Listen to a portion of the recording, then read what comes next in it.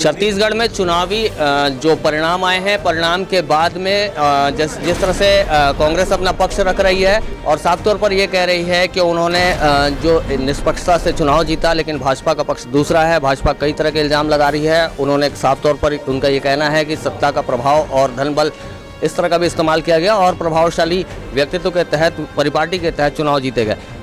पांडे जी बताएंगे कि किस तरह से जो आप लोगों के इल्ज़ाम हैं उसमें कड़ियाँ क्या है? देखिए, हमारा धनबल और सत्ता के दुरुपयोग के बारे में वोटिंग कराने में ये तो बहुत पुराना हो गया। हमारा सीधा आरोप है कि मतगणना करते समय डिस्ट्रिक्ट रिटर्निंग अफसर के निर्देश पर रिटर्निंग अफसर ने हमारे 4-4, 5-5 जीते हुए प्रत्याशियों को पराजित घोषित किया। और उसका उदाहरण है कि एक वार्ड में एक वोट से जहाँ टाई हुआ था, एक वोट से कांग्रेस के प्रत्याशी को विजयी घोषित कर 1 मिनट में प्रमाण पत्र दिया गया। 3 वोट से हमारी प्रत्याशी उपासना साहू जीती थी, उसको रात को 6 बजे से जीती थी और रात 1-1:30 बजे तक 2 बार रिकाउंट हुआ, फिर भी 2 वोट से जीती। बाद में उसको जो गिने हुए नहीं वोट थे, रिजेक्टेड वोट को डाल के गिन के दूसरे पक्ष को जिता दिया गया, जब कोई नहीं था और जबरदस्ती साइन आरओ ने करवाया। वो साइन नहीं कर रही थी तो वहाँ पुलिस वाले और सब खड़े हो करके कि नहीं, आप साइन नहीं करोगे तो हम आपको बाहर नहीं जाने देंगे, उस महिला के साथ ऐसा प्रयास किया। इन कंडीशंस में जब आप लोग वहाँ मौके पे भी विरोध किए होंगे, तो जब मौके पे इन सब चीज़ों का विरोध होता था और पार्टी की तरफ से होता था तो क्या होता था? कोई सुनवाई नहीं हुई, तभी तो हम लोग यहाँ हैं। डिस्ट्रिक्ट आरओ को, डीआरओ को, शायद इसमें तीनों जनों ने 20-20, 10-10 फोन किए होंगे। कमिश्नर ठाकुर राम सिंह को किए। और तब जब सारे के बाद ये हुआ, क्योंकि उनको ये निर्देश था मुख्यमंत्री जी का कि हमारी संख्या किसी भी हालत में 35 पंजा वाली जीत में दिखनी चाहिए। और इसलिए जैसे जैसे 28, 29, 30, यही नहीं, हमारे प्रत्याशी जो जीतते थे उनको 3-3, 4-4 घंटे तक जो है सर्टिफिकेट नहीं देते थे और कांग्रेस का जो जीतता था उसको तुरंत देते थे। और जो संबोधन भी करता था वो भी उसमें जी और माननी लगाता था और हमारे वाले को तो ऐसे ही बुला लेता था। आप लोगों ने स्ट्रांग रूम को, जैसे स्ट्रांग रूम सिक्योर जोन कहा जाता है, उसको लेकर भी सवाल खड़े किए हैं कि स्ट्रांग रूम में भी दखलंदाजी हुई? बिल्कुल, हमने चुनाव के जो पहले ही बताया कि स्ट्रांग रूम के पास अधिकारियों के साथ, विधायक अपने सुरक्षा कर्मी के साथ और संभावित महापौर प्रत्याशियों के साथ, और वहाँ बोल रहा है कि ये महापौर बनेगा तो तुम्हारा ट्रांसफर कर देंगे। तो मतगणना को प्रभावित करने की नीयत से वो वहाँ पर गए थे।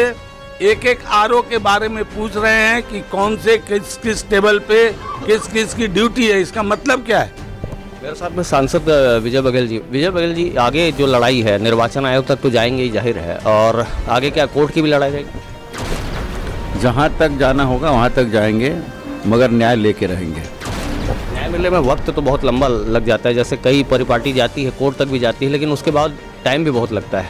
तो उसको देखते हुए क्या? हमको न्यायपालिका के ऊपर पूर्ण विश्वास है और हम न्यायपालिका का भी दरवाज़ा खटकाया और अन्याय खिलाफ जनता को लेकर भी हम लड़ाई लड़ते रहेंगे, हमारे कार्यकर्ताओं को लेकर भी लड़ाई लड़ते रहेंगे और अदालती जो कार्रवाई होती है, ज़रूरत पड़ेगी तो उसके साथ भी हम लोग जाके। एक सवाल ये भी है कि जैसे जो चुनावी प्रक्रिया को इस बार चेंज आउट किया गया, पार्षदों के जरिए महापौर चुना जाना, उसके पहले छत्तीसगढ़ में जो ईवीएम के बाद जो बैलेट पेपर का एक फॉर्मेशन आया, उसके बाद में ये भी आरोप लग रहे हैं कि अब सत्ता का प्रभाव और इस तरह से भी जो भी बातें कही जा रही हैं, तो क्या लगता है ये चुनावी प्रक्रिया ही पूरी गलत फॉर्मेशन के तहत या इस तरह से बनाई गई? आप लोग की जो बातें हैं, आरोप हैं, ये जब से भूपेश बघेल की सरकार आई है, कांग्रेस की सरकार आई है, सभी वर्गों का अधिकार छीन रही है।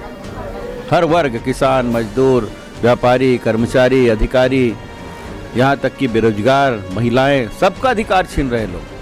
और ये तो हद कर दिए कि लोकतंत्र में लोगों के मत देने का भी अधिकार छीन लिए।